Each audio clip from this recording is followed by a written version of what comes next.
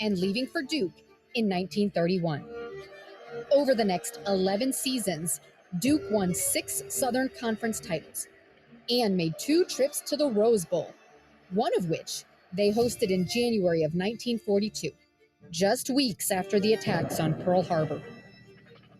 After fighting overseas in Europe in World War II, Wade returned to Duke for 5 more seasons, and his legacy lives on in the stadium that bears his name. Over 3 decades later, another coach made an instant impact at Duke. This time, it was a soon-to-be legend in his first college head coaching job, Steve Spurrier. In just 3 seasons in Durham, the soon-to-be HBC head ball coach turned the Duke program around, going 3-0 against rival UNC and claiming a share of the ACC title in 1989, the first for the Blue Devils since 1962, and the only one since.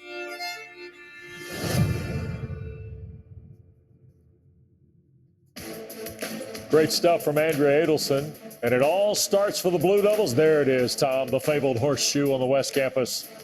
That's right. The boys from Block E are coming to town. I see the Block E, but you look at that stadium. We talked about how far this program has come. It was not long ago that there was still a track around that field. Right, Tom. When I was playing, there was a track. Exactly. Here's a look at the calendar. Elon on the 30th. Then Luke Altmaier and Illinois.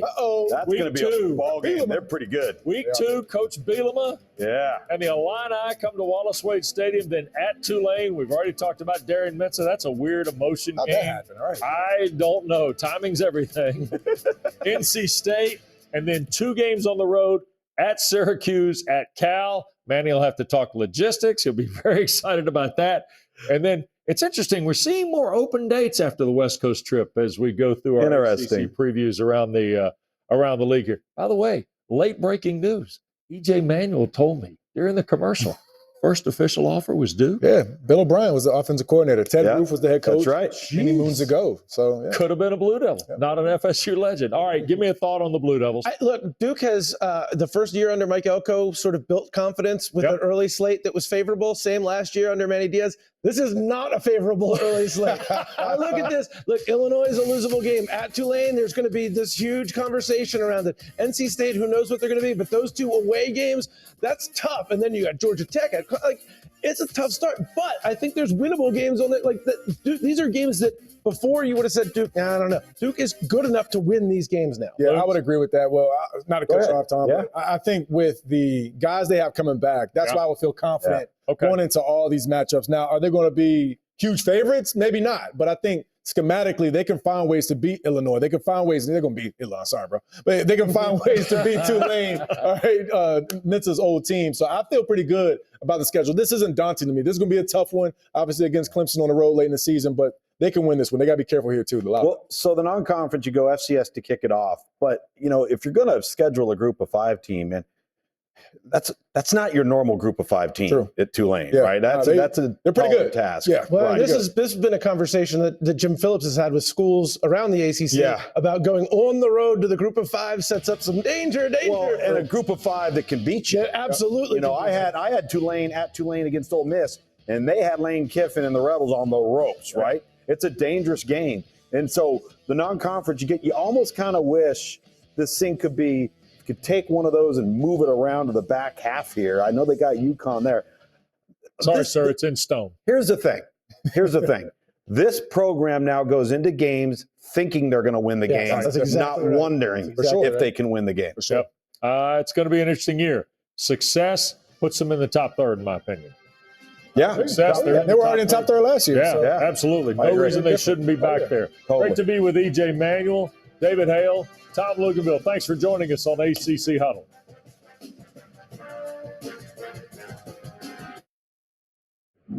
Unsportsmanlike with Evan Canty and Michelle. Unsportsmanlike. Lee in Alabama, 107.5. What's up, Lee?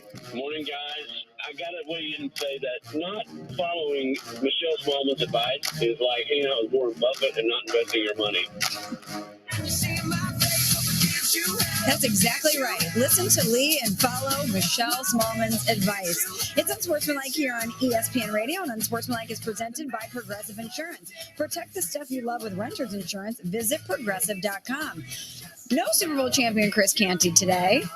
No Evan Cohen. But boy, do we have good replacements for them. I am Michelle Smallman alongside Courtney Cronin and Victoria Arlen. Today on Unsportsmanlike, it's for the girls. Ladies, thank you so much for taking the time to join me today. Thanks for getting up early. So excited to work with you both today. Ladies' Day here. It's like we were talking about it off air. It's like it feels like ladies' night just because it is so early and it's still dark outside. But I honestly would venture to guess that this has never happened on ESPN Radio, going 3 wide. Yeah, I don't think 3 it has. women. Not in my time here. On radio, I love it. And we got the beachy waves. We all got the dirty hair vibe where it's like, I haven't washed it for a couple days. Got to just like use the beach waver and make something work. Yeah, that's how I know this is going to be a good show, because without us even talking about it, we all have kind of the same look and the same vibe going on. But normally, girls, when I have my friends over, which is what you both are, we're going to hang out today, we're going to be friends. I want to make sure that everything is right. You know, you want to make sure your apartment is clean, there's flowers, your beverages are there. You don't want to make sure the environment is right for great guests to come through. And I have to apologize already here at 6:01 a.m. Eastern time, because you both walked into an onslaught of bad and offensive takes from Pat Costello. You girls walked in, and first 2 things you heard was Janet Jackson doesn't translate and lakes are overrated. So I'm apologizing on behalf of the Unsportsmanlike crew, because I wanted to make it nice for you. You know, every time I fill in on the show, and we do I'm Over It, there always ends up being some sort of take that carries over and becomes like the theme of the show. So like last week on 4th of July, and today, Pat, correct me if I'm wrong, you go on your trip where you're going to take your frozen hockey puck steaks that you froze last week because you're like, oh, I don't have enough time to go to the grocery store. It's too expensive, 5 hours away.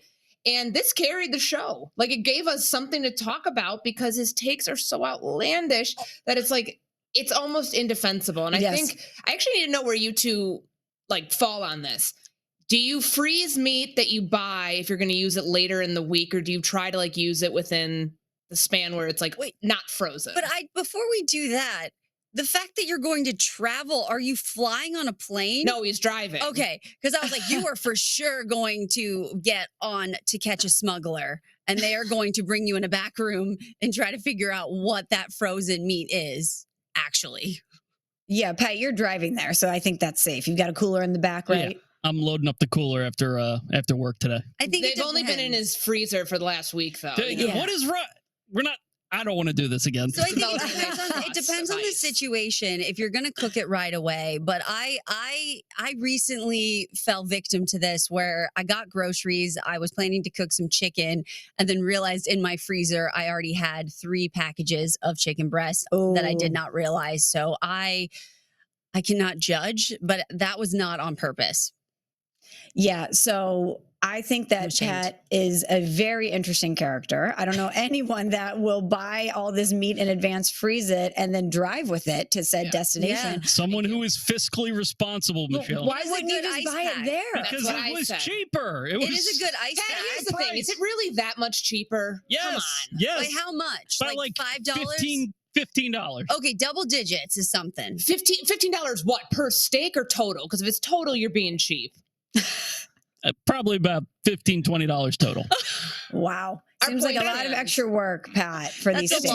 Extra work. That's a lot. I mean, you could have made your case known if you were saying, hey, I'm using them as ice blocks, because my family has done that where they're using them as ice blocks. America is on my side on this one. No, they're not. The people of this country are freezing meat left and right. We had callers call in. They did not weigh in with you. They weighed in. No, just one guy who owned a restaurant didn't agree. Which, the culinary expert did not agree with you. I'm not running a restaurant, Courtney. I'm cooking for my family. I'm not running a Michelin star restaurant. I don't want to do this. It's also it's a 6 in the pain morning. to thaw out. It is. Just take and put them on the counter. Steaks are thick.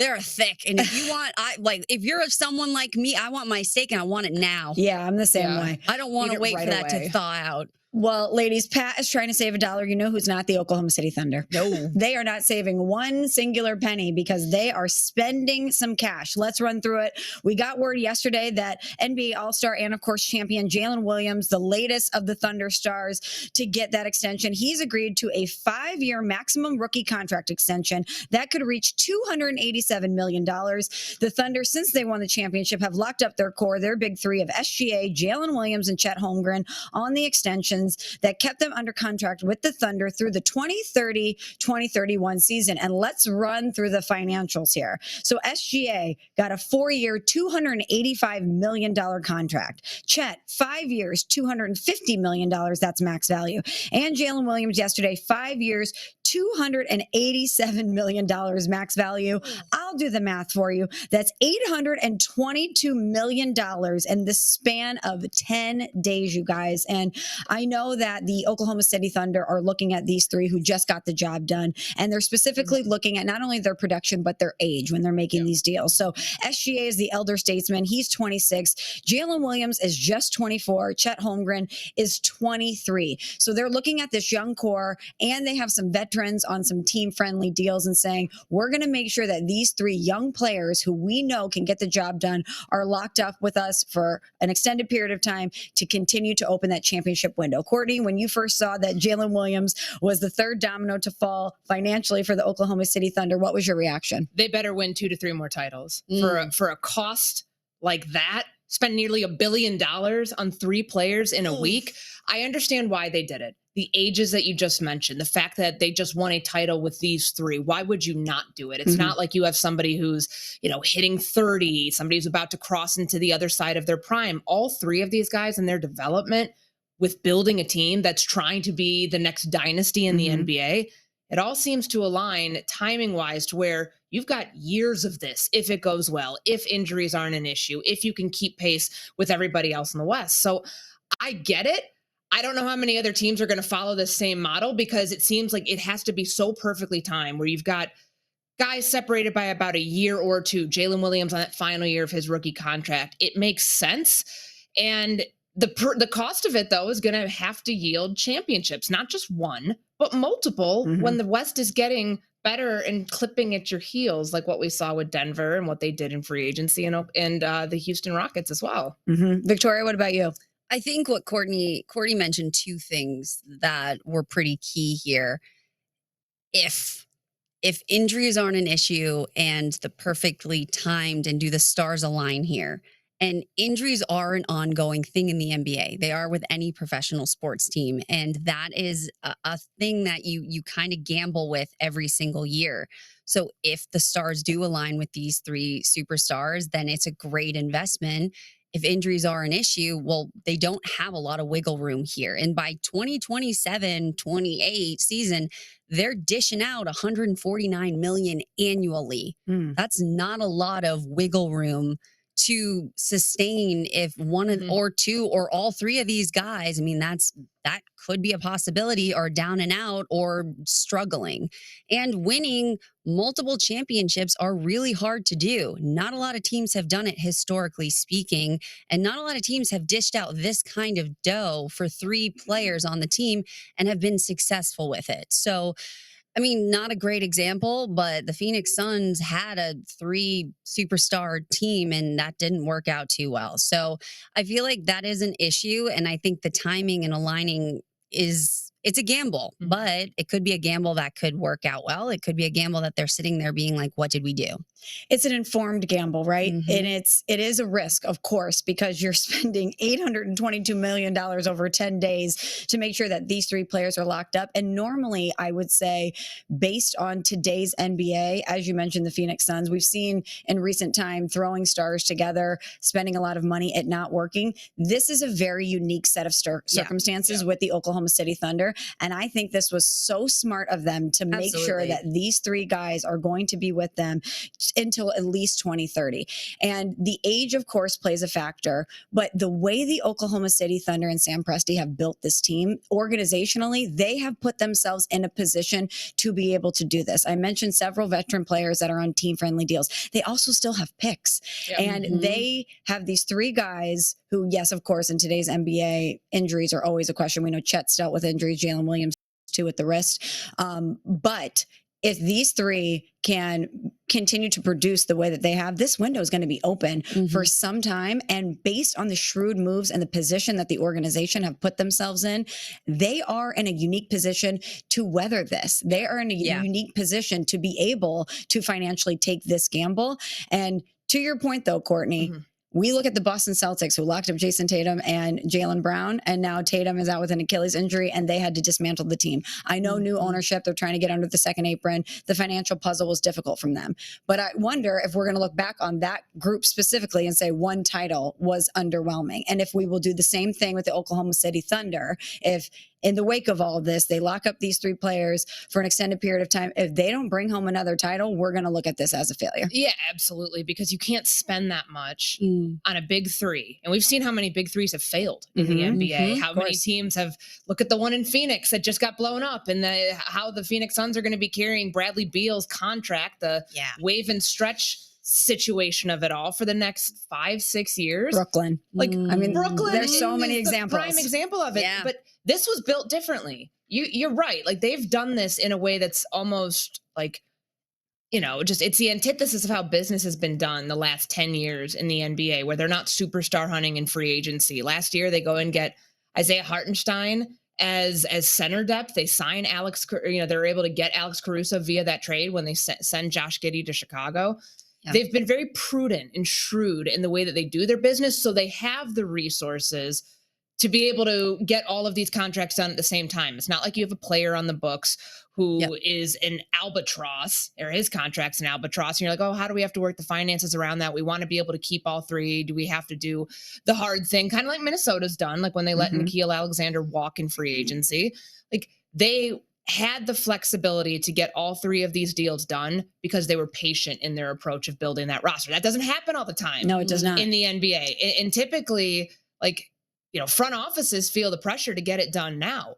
They went through the long rebuild because they had ownership that said, we see the vision. And the vision now has you three players under the age of 26 who are the cornerstone pieces of your franchise to continue to build around with smart, financially sound moves via the draft as well. And if that yields you 3 championships over the span of the next 10 years, then it's a cost well researched, well thought out, well paid. Well, I think we can look at this team and look at the patience that they've had. I mean, they're this young squad that has been patient in their rebuild. They've been patient in the decisions they've made to let players go, to sign players, to make decisions that we've all kind of scratched our head a little bit. And it paid off, and it's been paying off. So I don't think they've given us a reason yet to doubt them. I think it's going to be interesting to see over the course of the next 3, 5, 10 years, how does it all play out? She's Victoria Arlen and Courtney Cronin. I'm Michelle Smallman. And coming up next here on Unsportsmanlike, can the legend muster up one last great moment? We'll talk about it. We're going to have somebody on who's going to tell us. But first, Courtney has this from Grainger. As you know, managing maintenance, repair, and operations is never easy, but for the ones who always rise to the challenge, Grainger has your back. From professional-grade products you can count on to fast, dependable delivery, they're there to help you keep things running smoothly. Plus, their technical product specialists are here to help you answer the toughest questions that may arise. And because Grainger knows safety is always a priority, they're committed to being your partner in protecting both your people and your facilities. Call them, 1-800-GRAINGER, click Grainger.com, or just stop by. Tomorrow on ESPN Radio. A home run for Aaron Judge. The NL Central leading Cubs face Aaron Judge and the Yankees. Saturday is game day. Coverage begins tomorrow at 12:30 Eastern, with first pitch at 1:05 Eastern on ESPN. Paper that doesn't hold up. Charmin Ultra Strong has a diamond weave texture that's more durable, and it cleans better, so you can use less. Enjoy the go with Charmin. Where some saw a pickle, we saw a masterpiece. A Sonic Smasher with Grillo's pickles and Dilly Ranch, tangy pickle tots, and a pickle Rita slush with pickle-flavored bubbles. It's called the Big Dill Meal, and it's a work of art. Precise designs, subtle curves, curated upgrades, elevated design for thoughtful living. Thuma. You don't know who I am.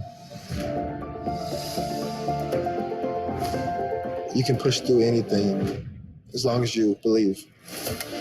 Our family calls Alex the Phoenix. He always rises from the ash. Paterno never faced any charges, but he didn't escape judgment. Who has like a career-defining moment at 37? The whole country is watching, and the world is watching.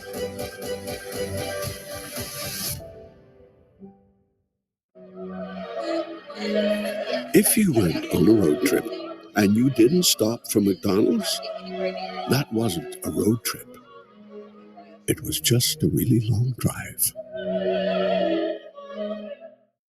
Our family faces danger that has threatened our planet. What is that? Get us out of here! Are we safe? I don't know. We are not giving up. We will protect you. Line them up, Johnny! What's the plan? Trust me. I hate that. That's a bad plan. That's a stupid plan. Marvel Studios' The Fantastic Four. Rated PG-13. Whether because of discomfort, lack of mobility, your lifestyle, or occupation, you sit inactively way too many hours a day. Introducing Ellipse, the premium quality automatic seated exerciser that strengthens legs, increases mobility, and boosts circulation without physical strain or impact. It is so quiet that none of my coworkers even know I'm using it. Strengthen and tone your legs, increase your mobility, flexibility, and balance, plus stimulate healthy circulation. My joints feel better, my knees feel better, my back feels better. It makes me feel stronger too. Perfect for home therapy. Whisper quiet to use while you work. My circulation is moving, I'm burning calories, and it makes me feel energetic. Call now and order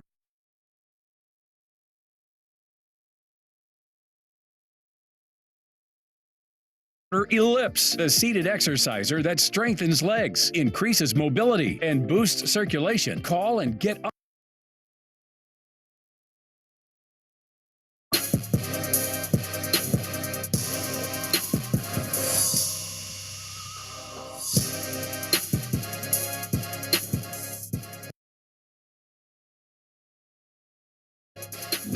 Unsportsmanlike with Evan, Canty, and Michelle. It's Unsportsmanlike on ESPN Radio, ESPN2, Sirius XM Channel 80, and the ESPN app. And Unsportsmanlike is presented by Progressive Insurance. Alongside Victoria Arlen, Courtney Cronin, I'm Michelle Smallman. And we head to Wimbledon. Brad Gilbert, our ESPN tennis analyst, is joining us now. And breakfast at Wimbledon at 7 a.m. Eastern Time on ESPN and ESPN Plus today, followed by both gentlemen's semifinals live on ESPN and ESPN Plus. That's beginning at 8 a.m. Eastern Time, and on ESPN Deportes beginning at 8:30 a.m. Eastern. Brad, welcome to the show. Thanks so much for taking some time to join us. How you doing? How's Wimbledon? It is incredibly toasty today. It's going to be in the low 90s. So fitness will be a factor. Normally, it's the rain, it's cool conditions, but not today or the rest of this weekend. Well, I love the hat. I love you protecting yourself from the sun and the heat. And let's talk about these matches today. First, we have Taylor Fritz and Carlos Alcaraz, and then that's followed by Jannik Sinner and Novak Djokovic. So we're 2 wins away from a third straight 1-2 men's Grand Slam final, the second between Sinner and Alcaraz. And when we look at these 3 players specifically, Brad, we have Sinner or Alcaraz. They've won each of the last 6 major finals. And if you throw Djokovic in that mix, those 3 players have won 12 consecutive majors. Is that a good thing for tennis that we have these players that have been so dominant at the top?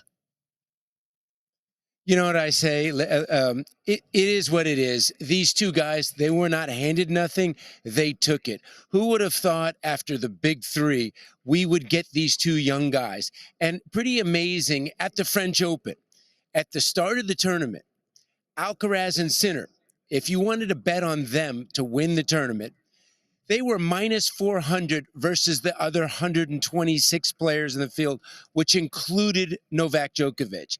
These two guys have become so incredibly consistent and amazingly talented. Djokovic, I think, still is the third best player at 38 years young. But I think now the biggest ask in tennis is to potentially beat Alcaraz and Sinner in back-to-back matches. And that's potentially what Novak will have to do unless Taylor Fritz can spoil the party. Now, Brad, we have seen a lot of well-known women's players go home pretty early on with upsets after upsets and some pretty shocking matches. Which upset has shocked you the most? That's a good question. The fact that we lost right away, we lost Pegula and Coco Gauff, Madison Keys, all the Americans. We had so many go out. The fact that we got Swiatek, who hasn't won a tournament in 14 months, who has won 5 majors, and the Amanda Anisimova story is amazing. A year ago here, she lost in the qualifying, and she took a mental health break the year before for 8 months. She's played great tennis. The draw blew up. These two took advantage. That's the greatness of a draw. Sometimes you can blow a good draw. Sometimes you take a full advantage. That's what these two ladies have done. And hopefully we get a great matchup tomorrow. Yeah, the Anisimova defeating the #1 tennis player in the world, Sabalenka. Like, what's the significance of that for U.S. tennis specifically to have a woman in the Wimbledon final? Well, my picks yesterday, I said that Swiatek would win easy, and I liked Anisimova. She had a 5-3 head-to-head against her, so it wasn't that much of a shock. And the way she's playing, the warmer conditions, I felt like at anything, that match was maybe Sabalenka is a 1.5 point favorite in that, so it was not a surprise to me whatsoever. The other match, I expected a blowout. That's what we got. And I think it's an unbelievable chance for Swiatek on Saturday. But the way Anisimova's playing, hey, there's been an American woman now in 4 consecutive slams, strength in numbers, 4th different one, and looking for the 3rd consecutive American to win a major this year. So American women got it going on. Now, what's been the reaction when it comes to the switch from line judging to the tech judging from players and coaches, Brad? Honestly, it's about frickin' time. We do it at all the ATP tournaments, and when you get mad now, it's Rage Against the Machine. The machine is way better than the human eye. So listen, I'm all for it. We had one little malfunction in the round of 16 matchup where it was human error. Somebody accidentally shut off the machine, and we had that terrible call go against Pavlyuchenkova, who I call Scrabble, who ended up costing her a game. That was a travesty. They should have a backup system in place. But I will take Rage Against the Machine 7 days a week, twice on Sunday, against the human eye, because we don't have it in so many tournaments now, and a lot of these humans will make mistakes. We're speaking with Brad Gilbert, our ESPN tennis analyst here on Unsportsmanlike. And Brad, the gentlemen's semifinal match starts at 8:30 a.m. Eastern on ESPN and ESPN Plus. We have #2 Carlos Alcaraz versus #5 Taylor Fritz. Courtney asked you about the American women. Taylor Fritz looking to be the first American man to win Wimbledon since Pete Sampras did it in 2000. How do you like his chances versus Alcaraz? It's a tough ask, but you know what? He's from San Diego, so you stay classy, San Diego. And he's playing with house money. He got out of a jam first round. He was down 2-1 and 5-1 in the 4-set breaker, and the guy had a bunny. I feel like a little bit like in poker. He's playing with house money, but albeit Carlos Alcaraz right now is a beast. The way he's playing, Fritz will have to play a great match. He'll have to take some risk on his serve, especially his second serve. He'll also have to take some risk on Alcaraz's second serve and hope that he doesn't play anywhere near his level. But if they both play just a normal level, I got Carlos as a huge favorite. As an American, I'm rooting for Fritz, but I feel like it's a massive ask. It's like going into KC and beating Mahomes. Yeah. Yeah. If you come at the crown, you can't miss. That's what the motto's got to be for Taylor Fritz here. But from Roland Garros to Wimbledon and seeing how Alcaraz was able to grab his last major title, like what's different about him right now, or what are you seeing from him that leads you to believe that he's probably in the best position here to win on the grass in the final? If you could imagine, ladies, Steph Curry wearing tennis clothes and doing his magic, that's what you got in Carlos Alcaraz. The guy is incredible shot maker. He's got speed to kill. And probably a little bit like Mahomes and Curry, he's so unpredictable. He can make the crazy look normal. And his high note is so incredible. His high note is higher than anybody else's. Sometimes the low note gets him in trouble, but I feel like it's just his ability to create. And on this surface, so many guys struggle with the movement, and he also can vary his paces. You got a game plan for him, and you look at your game plan, throw it out the window, because he's a game plan buster, and you got to be prepared for plan A, B, and C, and at least have a D plan if you're going to beat that guy on this surface. Breakfast at Wimbledon, 7 a.m. Eastern Time on ESPN and ESPN Plus is followed by both gentlemen's semifinals live on ESPN and ESPN Plus, beginning at 8 a.m. Eastern Time, and on ESPN Deportes, beginning at 8:30 a.m. Eastern. Brad Gilbert, our ESPN tennis analyst. Great stuff. Thanks so much for joining us, and enjoy the tennis today. Stay classy, San Diego. Alongside Courtney Cronin and Victoria Arlen, I'm Michelle Smallman. And coming up next, we're going in the Wayback Machine. We're going to see what we were talking about a year ago today here on Unsportsmanlike. And a tease, it involves the team that Courtney Cronin covers on a daily basis in the Chicago Bears. You'll hear about that next here on Unsportsmanlike. Monday on ESPN Radio. Sends a rocket, and he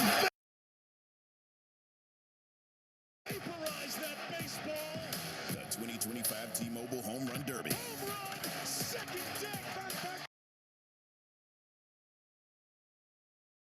McDonald's snack wraps back.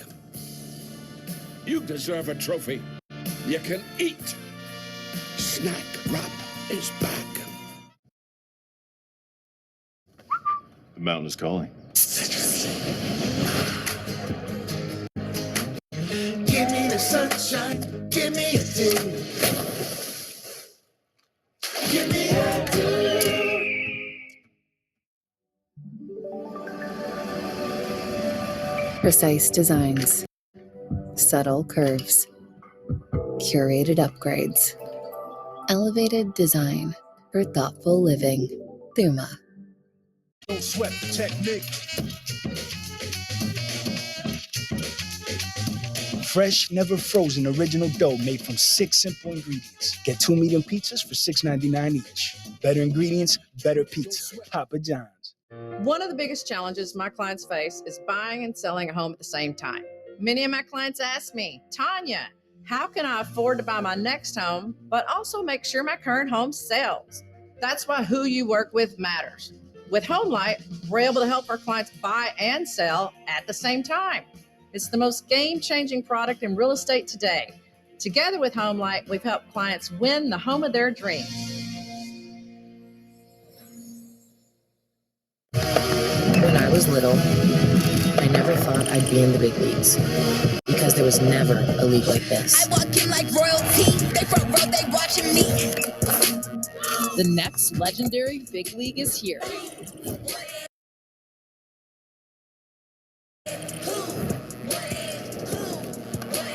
Athletes Unlimited Softball League. The best players on the game's biggest stage. This is legendary. Bandits Talent, Sunday at 1 on ESPN2. You know what our kids don't want? Our spoon collection.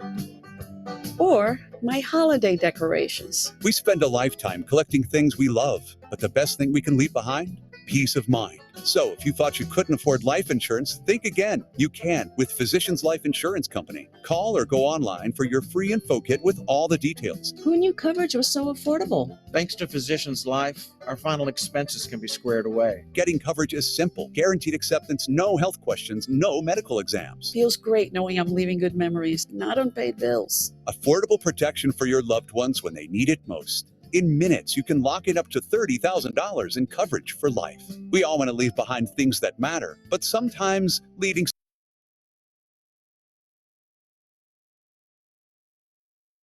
security is the greatest gift of all. Call or visit physicianslife.com for your free info kit and final wishes planner.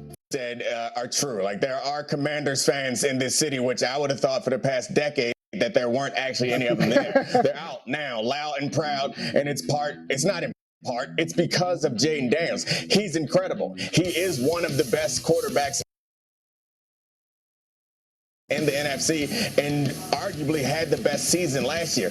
But I hate to be the old man here. Can we get a little bit of longevity before we put him ahead of guys like Jalen Hurts, who just won the Super Bowl, Matt Stafford, who was incredible in stretches last year and also has a Super Bowl in his resume, Brock Purdy, who's been awesome since he showed up, Jared Goff, whose team has been probably the best offense in football, or excuse me, the best offense in the NFC over the last few seasons. I mean, it just feels hard. I get the point. If you made me pick one of these quarterbacks to build around, it probably would be Jaden Daniels, but give the man something to work towards. I didn't even mention Dak Prescott. Like, there's a lot of quarterbacks that I think have done a lot already that it's going to require Jaden Daniels to at least put together 2 seasons like that, maybe.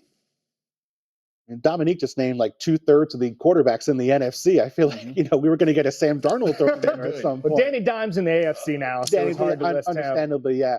I mean, I lean towards Brock Purdy here. I feel like Brock Purdy's a guy who, his first year did the same thing Jaden Daniels did, made it to the NFC Championship game, got hurt, unfortunately, but then the next year he was in the Super Bowl. Like, I feel like after 1 year, because the Niners had a bad leadership, we're sort of like forgetting about how good Brock Purdy was. And I know that, he has great playmakers.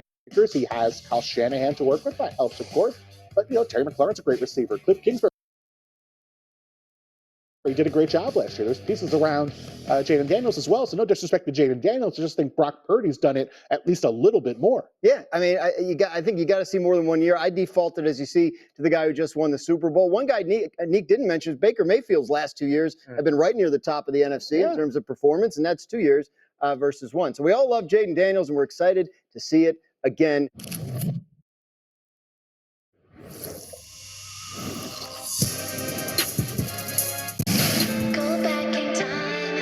We're going back in time. Let's take a step back in time. This is Last Year Today on Unsportsmanlike.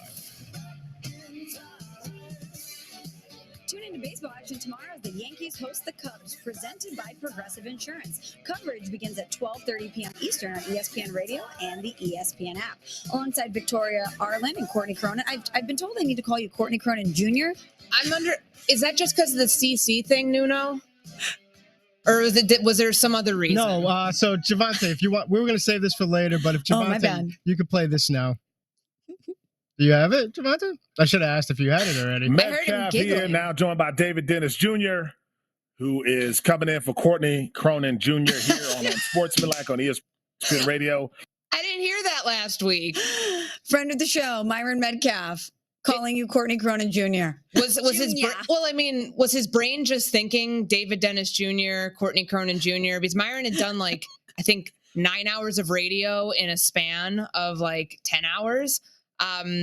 And he was leading the show, right? So when you guys were doing the show together, you were driving the show, so he had to take on that. So he was focused, he was hyper focused. We were killing him for for being a snitch and calling the cops on the kids in the neighborhood for blowing up fireworks the night before 4th of July. So there's a lot going on for poor Myron. He said he didn't have enough time to warm up by the 9 o'clock hour. So he had 3 hours to warm up because I always drive when we're Sometimes together. it takes a while, Sometimes it takes a while to get in the flow. I thought you were going to say Courtney Cronin Jr. because usually the person whose seat I'm sitting in, he's the original CC. So whenever I'm driving and I'm listening to ESPN 1000 in Chicago and I hear Evan Cohen say CC, I know he's not referring to me.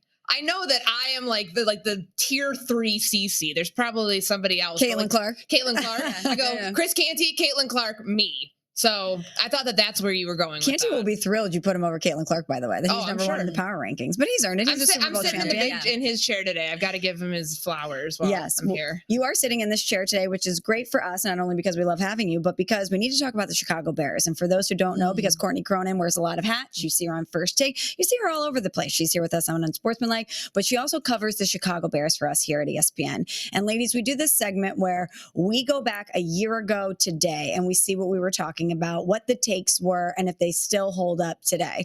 And it's been a humbling experience. I'm not going to lie. Some of these takes that we've had a year ago did not come to fruition. But this one is interesting because this one may still be relevant today.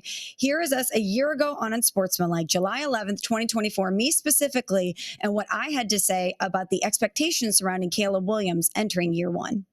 We know when it comes to drafting quarterbacks, it's essentially a coin flip. That you can have all the talent in the world at the collegiate level. That does not mean that it's going to translate at the NFL level. And there is no reason right now on the surface to look at Caleb Williams and his situation in Chicago and think it won't be a success. Except for the fact that 50% of the time, these highly drafted quarterbacks are not a success. And I just keep wondering, guys, what happens in Chicago if Caleb Williams isn't that guy? Courtney, after year one, how would you categorize Caleb Williams with the Chicago Bears? How was year one? It was a roller coaster. I mean, everything that they expected. And I remember last year at this time, you go back 365 days, everybody's talking about how he walked into the perfect situation, that a number one overall pick at quarterback had never had the infrastructure around him. And I think that that was people not accounting for a play caller who had an offense that was not going to fit what a rookie quarterback needed. Shane Waldron came from the Geno Smith Seattle Seahawks offense, which for a veteran quarterback was probably easy for him to execute than a quarterback who was in a spread offense at USC and at Oklahoma, and an offense that allowed him to be Superman because he didn't have to play within structure. They didn't have a great offensive line. The receiving core was all over the place, and we can nitpick how we felt about it, but I think the thing that you brought up that I resonate with the most is that this is a crapshoot. It always is, every single year.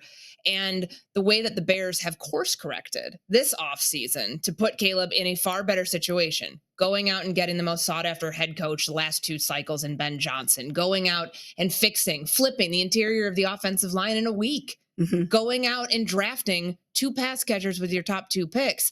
They've told you through their actions, we screwed up a year ago. We really didn't have the right insulation for a quarterback who needed it. Now, all of that to say, this year, your move, Caleb. That's how it has to be viewed because of everything that the Bears have done to put him in a better situation. At some point, the excuses for the quarterback are null and void if he can't rise above a certain level and carry his team further than a 5-win season a year ago. So Victoria, Courtney just outlined it. Heading into last year, we talked so much about how Caleb Williams, as a number one overall pick, was walking into a situation that was far more advantageous than most of his peers that are selected in that position. It wasn't great in year one, the Bears acknowledging their flaws and how they contributed to that. Now he's in a better situation with more protection, the head coach he wanted. As Courtney said, the hottest guy on the block that Caleb campaigned for, he got him. With all that being said, then what are the fair expectations in your mind for Caleb entering year two? Well, I think the thing is, being a number one overall pick, there's a blessing and a burden to that, right?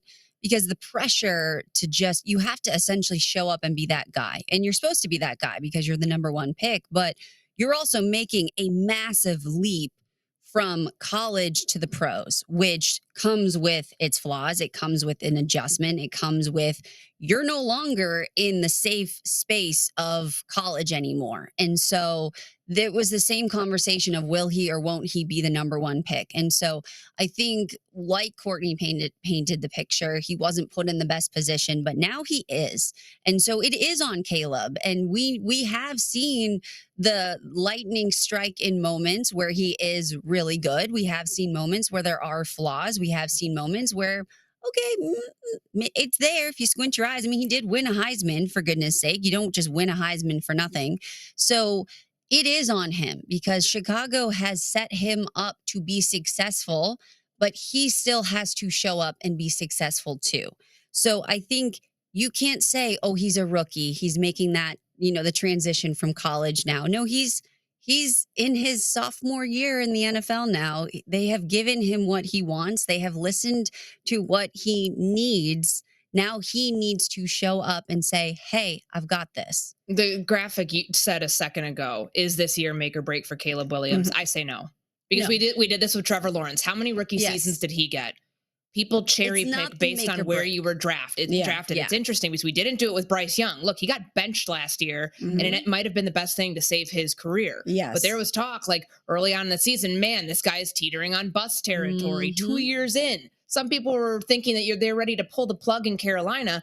Yet in Jacksonville, every season we're like, oh, there's too much dysfunction. Nothing was right for Trevor Lawrence. This is effectively his rookie season. It's somewhere in the middle for Caleb Williams. He can't be bad this year. Like, you did too much to make everything better for him. At some point, the talent's got to match what you thought you were drafting when you picked him number 1 overall. But to say, I've seen people talk about, I know we're going to have Mike Tannenbaum on in a little bit, like that he has the most pressure on him of any quarterback in the NFC North. I don't see it. I don't see it. He's learning a brand new offense with a coach who came here because of him. Totally. There's going to be growing pains. It's not make or break per se. I think it's what are you capable of now in the pros? Maybe it's a breakout season for him potentially. Well, I think what's working against Caleb, guys, is not only is there massive pressure on him because of what he accomplished in college, where he was picked in the NFL draft, the fact that the Chicago Bears have not had a franchise quarterback in my lifetime and many other people's lifetimes, but concurrently, the Bears passed on CJ Stroud, who has transformed the Houston Texans and taken them to the playoffs in back-to-back years. And they could have taken Jaden Daniels, who transformed the Washington Commanders from a 4-win team to a team who was in the Final Four last year. So, Courtney, how much does that impact what we view as successful for Caleb? The fact that these two other quarterbacks, and by the way, that doesn't even take into account Bo Nix's success and what he can do this year. Drake May looks like he's going to be the guy. What if Michael Penix Jr. steps up this year in a really big way for Atlanta? His peers and quarterbacks that the Bears could have taken in lieu of him are having success. How does that contribute to the way we view him? We will always view him based on who they could have drafted. It goes with anybody, but like specifically to Caleb, they had the number 1 overall pick in 2023. That could have been Bryce Young. That could have been CJ Stroud. They decided to trade that pick to Carolina to do other things with their roster. They certainly felt a type of way about Caleb that they didn't feel about Jaden Daniels because they didn't do any homework on him. They didn't have him in on a top 30 visit. They knew that Caleb was their guy in early April 2024, and they rolled with it. So their success will always be measured against his or vice versa. However, I don't think he has to have a Jaden Daniels type season in 2025 to justify that he was a good pick for your team. Like, there is not an NFC championship expectation for this Bears team. There wasn't for Washington. They were a 4-win team before Jaden Daniels got there. However, because of the state of the NFC North, if we're being realistic about this, can you get to 9 wins? Can you get to 8 wins? That's considered success for a team that has not had a winning record in a very long time. And it doesn't have to be an apples to apples comparison of, oh, Jaden Daniels did this. If you don't hit this bar, you're a failure. Right. I don't view it that way. Just need some progress. Just need to take those incremental steps forward. Alongside Courtney Cronin and Victoria Arlen, I'm Michelle Smallman. And coming up next, our very own Chris Canty had quite the take yesterday. Quite the NFL take. I feel like that's an evergreen statement, right? Canty's always saying stuff to get us talking. But would Bryce Young leading the Panthers to the NFC South as the NFC South crown, as Canty predicted yesterday, be the best storyline in the NFL? We'll discuss it next on Unsportsmanlike, presented by Progressive Insurance. The NFL on ESPN Radio. Joe Burrow has to be perfect, and he damn near was last year, and it wasn't good enough. Camp to camp from team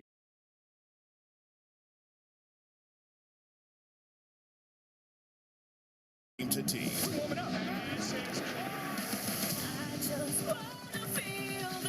Actively way too many hours a day. Introducing Ellipse, the premium quality automatic seated exerciser that strengthens legs, increases mobility, and boosts circulation without physical strain or impact. It is so quiet that none of my workers even know I'm using it. Strengthen and tone your legs. Increase your mobility, flexibility, and balance. Plus, stimulate healthy circulation. My joints feel better, my knees feel better, my back feels better. It makes me feel stronger too. Perfect for home therapy. Whisper quiet to use while you work. My circulation is moving, I'm burning calories, and it makes me feel energetic. Call now and order Ellipse, the seated exerciser that strengthens legs, increases mobility, and boosts circulation. Call and get upgraded to the Deluxe Bundle. Get the faster motor or 5 miles of steps per hour, the step counter, the sport mat, and wireless remote. Call now.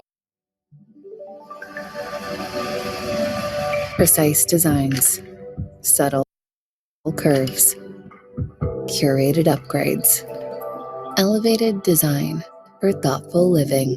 Thuma.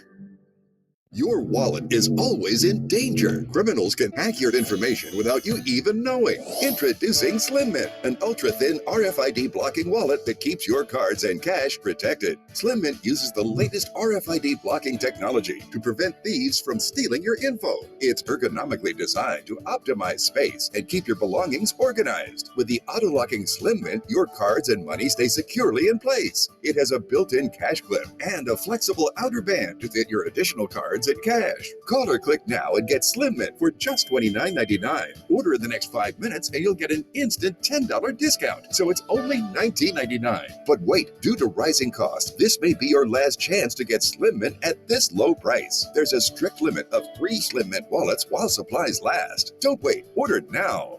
Call 1-800-613-5010. Call or visit slimmintwallet.com.